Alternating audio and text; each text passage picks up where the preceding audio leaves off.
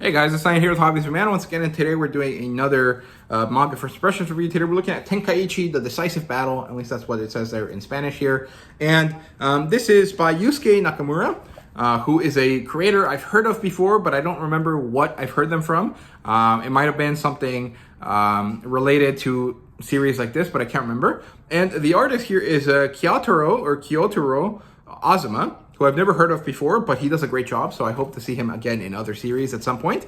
And this is published by Panini Manga Mexico. So you can see their logo there. This is what the spine looks like, very nice deep red color.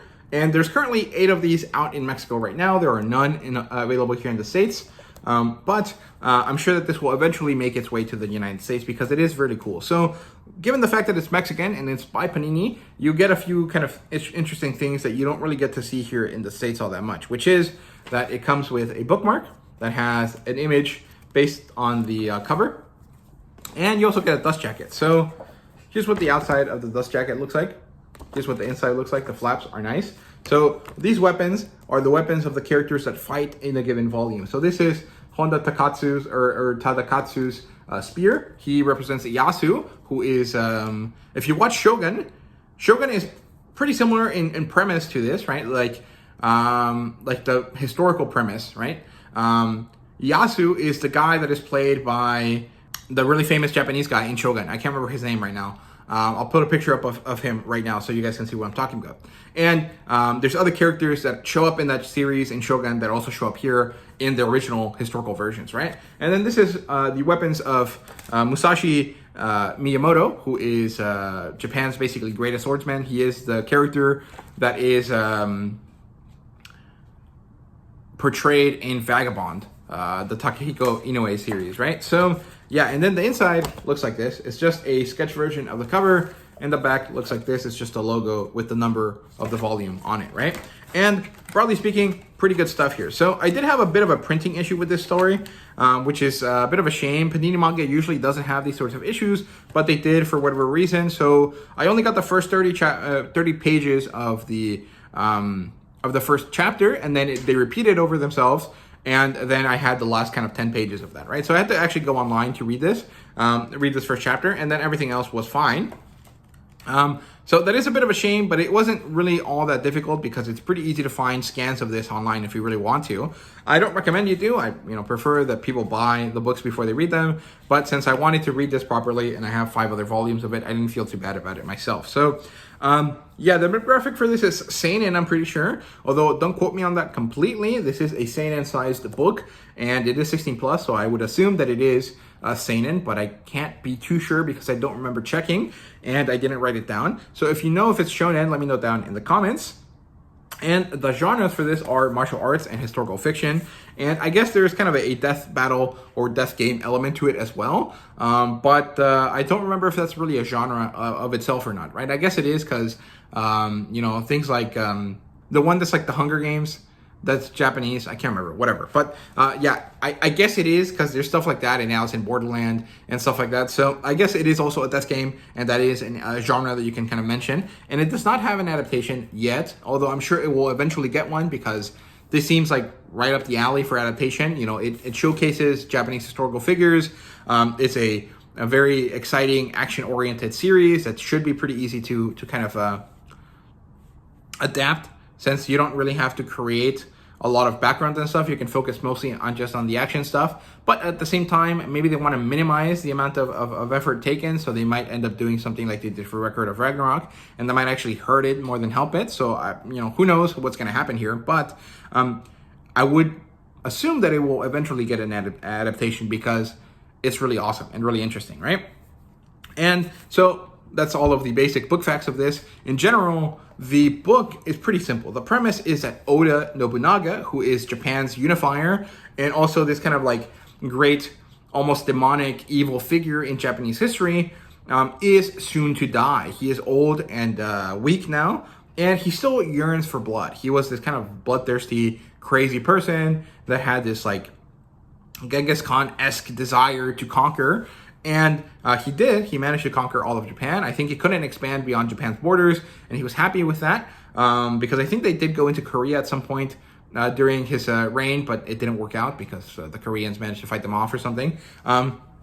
So he's dying. He's still bloodthirsty, so he wants to see blood and guts and stuff flying around in his old age in a way that is safe for him. And so he calls forth the Tenkaichi, the greatest battle to be had in Japan, in the whole history of it. He convokes, or he calls forth, the 16 greatest fighters of Japan. They will each be sponsored by one of Nobunaga's courtmen.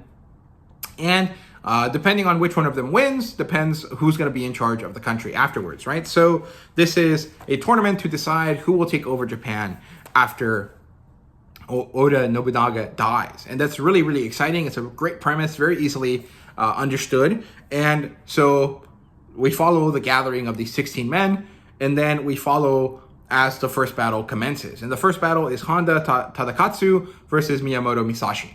And it's really, really interesting. It's really, really awesome. The kind of good talking points here, the things that are best enjoyable or most enjoyable about the series, are the great artwork, the historical context. If you're someone that's into history and didn't really like that historical classes in middle school and high school and college that dealt with world history, mostly focused on China and not Japan, and you want to learn more about Japan, you could kind of say that you can do that through this, right? Of course, this is very inaccurate to real history, but you will at least know the names of different characters of history of Japan, and hopefully that'll help you learn more about them, right? And so Honda Tadakatsu represents Yasu, who is that character that I mentioned, that I've mentioned before, who is basically the inspiration for the guy from Shogun, right? So Shogun is set in the same kind of concept where Oda Nobunaga has died and Japan is in turmoil because no one knows who's going to be in charge. And there's kind of two houses that are really fighting for it.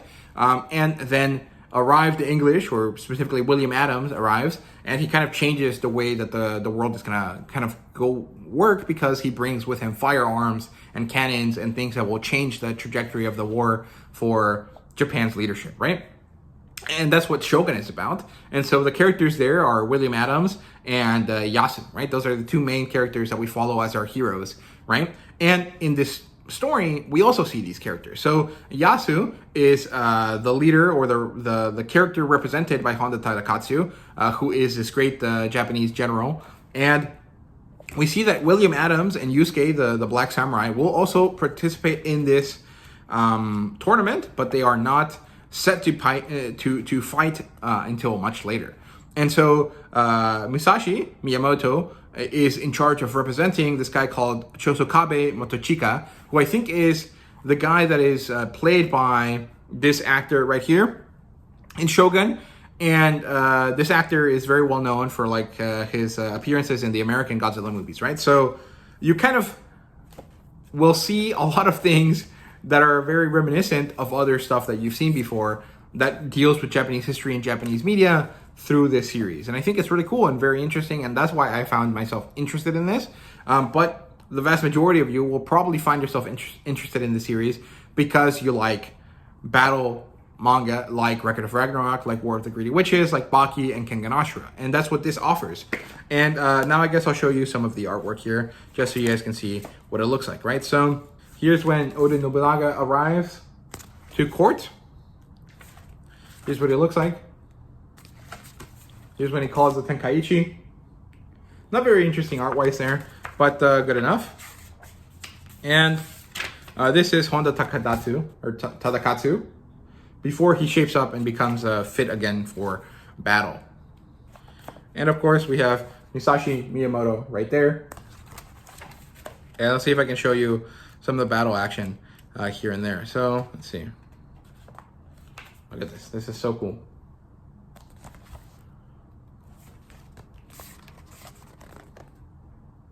So yeah, that's all there is to say about this book. I hope you guys enjoyed. Thank you guys so much for watching, and see you guys later.